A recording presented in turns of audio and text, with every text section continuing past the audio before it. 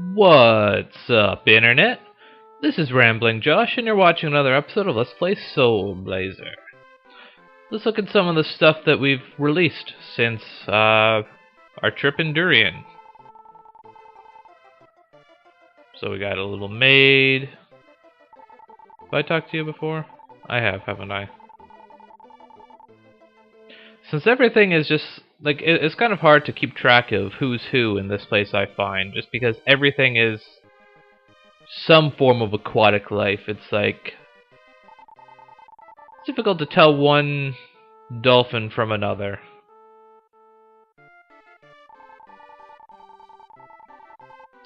Oh, really?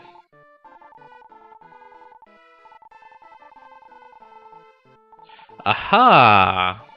That's probably where my issue lies. That guy gives you is the Solar Shield, and I suppose if you have him in your party, then the lava from Durian that I was talking about, not the lava, but the rocks falling from the sky, they will not hurt you.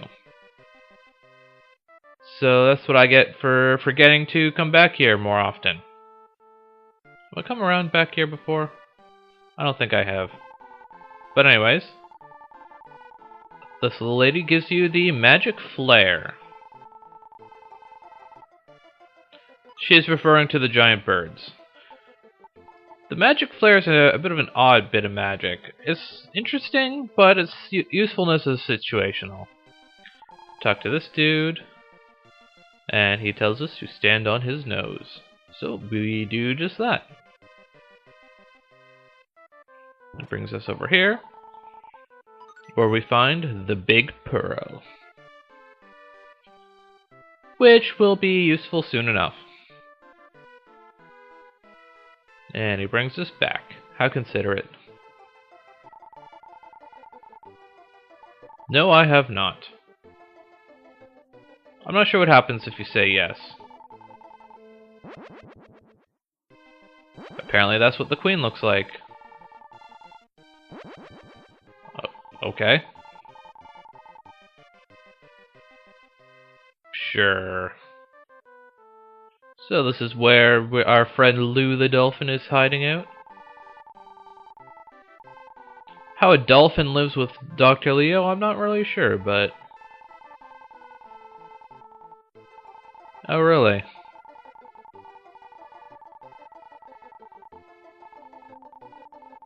So I guess that's supposed to mean the Queen is a bad person?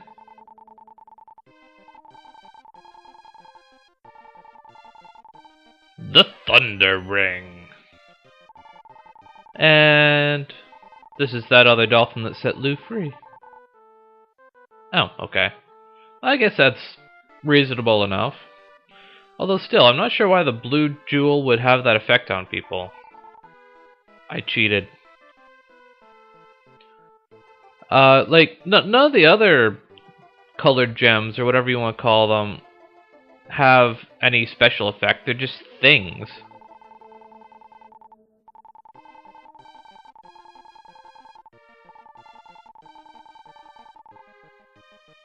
Okay. So they start dancing. And unfortunately it does not do anything for you. So it's kind of a bit of a waste, but what are you gonna do? Okay. Well, that's great. And I believe that's everything. So, if we talk to the newest mermaid statue, this opens up the way to the island of Blester. So that's another mermaid, or fish statue removed. Also, I should note, I returned back to the... I can't recall the name of it now. The first world, and talked to the tool shop lady to get another medical herb. I just like to... There's plenty of places you can get medical herbs. I just like to return there just because it's... A lot of times it's just the simplest. So I believe this is the right way. Yep, okay. And... these little crab things are way easier to kill now that we have the critical sword.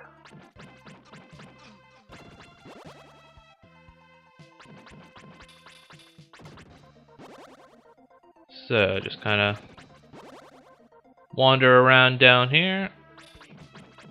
Obviously, this is not the island of Blester yet. This is still the seabed. It's just kind of another area of the seabed.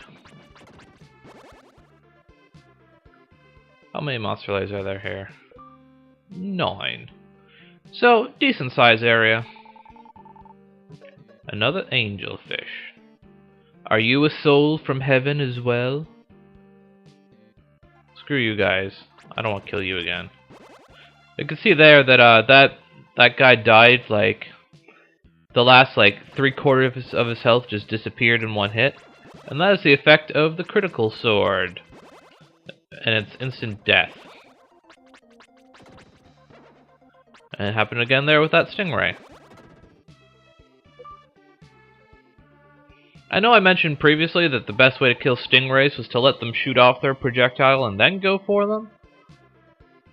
But if it's a case like this where you can reach the stingray right as they're exiting the monster lair, then it's better to do that. Okay, nothing up there. These big pink things are a really good way of demonstrating the critical sword just because they have so much health normally. Well, they have a lot of health whether you kill them in one shot or not. But yeah.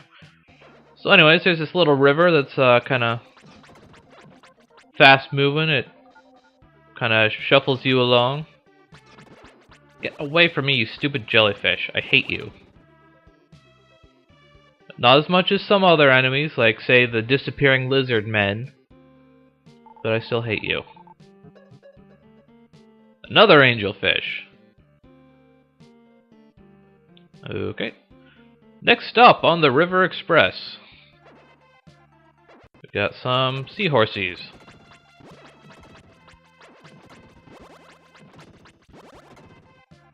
Well, that was easy. Yay, experience! No, I don't want to return. They always place those jewels at the most inconvenient places.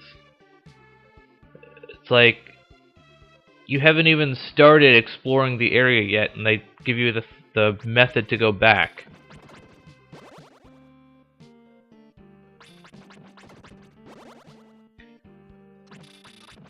Ah! Don't step on the spiky crab. Kill you. And kill you. That opens up the monster lair. Let's just go up. And we can come back around down here if we so choose. There are 4 monster lairs remaining, but I believe we just don't have access to where those are quite yet. So anyways, head up here to Blester. I may or may not be able to get through this area all today. I guess we'll see. I think we should be able to just fine. The episode might end up being a little bit longer than some others, but whoop-de-doo. It's not a particularly big area. Another mermaid by the Queen's Palace place thingy. And there's these little gold things that we can use, but I'm not going to quite yet. I'd rather...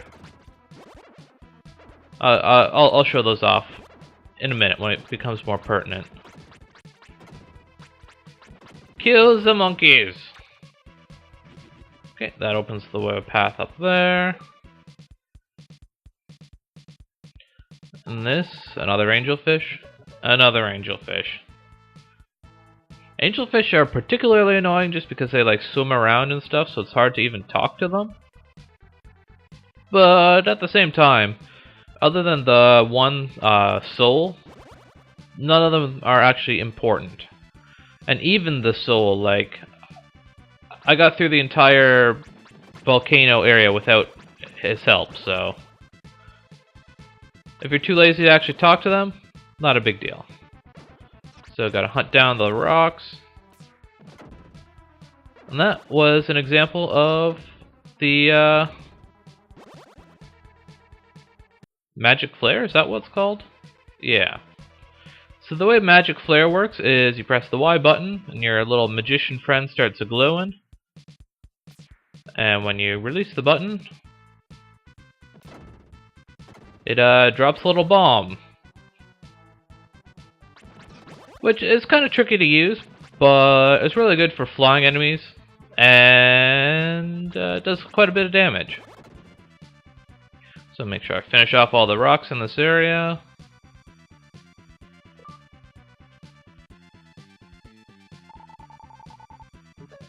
Another dolphin in here, huh? Okay. So yeah, I tend to prefer light arrow just because it's a little bit more universally useful, but magic flare is definitely good for like the annoying flying enemies, so it has its uses. Kill off some rocks.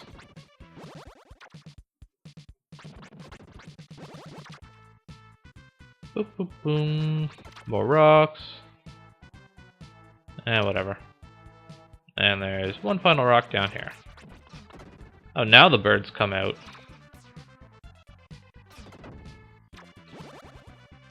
The magic flare is also pretty forgiving as far as like timing,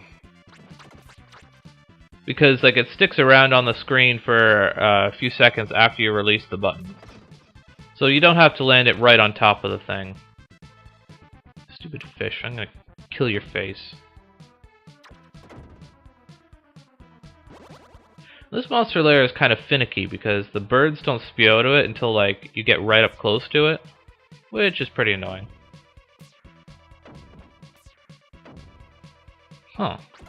That was weird. It like hit the bird but only partly or something? I don't know. Another mermaid inside that big building in the south there. The fish are back, of course, but I don't care. 3 monster lairs remaining. Let's head over to the east first. Whoa, birdie. 2 birdies.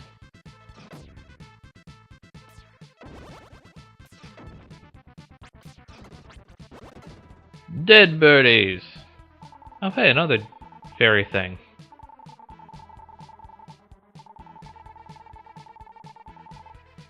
Thanks? Thanks for spoiling the surprise. What, you don't even give me any experience? What a ripoff. So anyways, let's head over here. Stick around and let some of these gray ape things spawn. No more gonna come out? Okay. And now we start luring them over this way. And equip the Thunder Ring. Okay, well that's what happens. And it is capable of killing those things.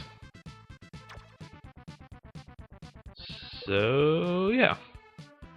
That's how you kill those guys, and that's basically the only place the Thunder Ring is ever useful. And there is another mermaid statue. Boop boop boom. I missed a monster lair, apparently. Let's go back to the shield bracelet. Let's see if we can figure out where this last lair is.